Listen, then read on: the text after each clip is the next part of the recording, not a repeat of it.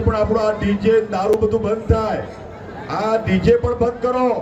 અને હમણાં અહીંયા તો ડીજેમાં એટલો બધો અવાજ થતો હતો તો આ બિચારો મહારાજ બ્રાહ્મણ વાત કરતો હતો કે હવે તમે આ ફુલાર કરાવો ને આ પેલું કરાવો, કશું કોઈ સંભળાતું નહોતું. એટલે આ ડીજે તમારે મિત્રો બંધ કરવાનું છે આવતી સાલ માટે. આપણા દેશી બાજુ લઈને આવો, દેશી બાજુ આપણું રાખો.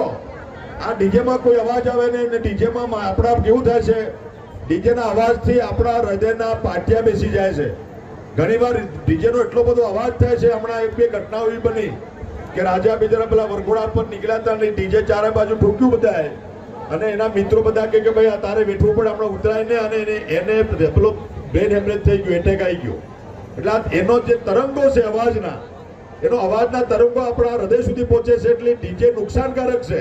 એટલે મારી તમને નમ્ર વિનંતી છે, બંધ કરો ને બંધ કરો તમારી મરજી બધાની, પણ મારી વિનંતી એટલી છે કે આ ડીજે બંધ કરી દેશી બાજુ લાવીને આપણે આવનારા સમયમાં કાર્યક્રમ કરીએ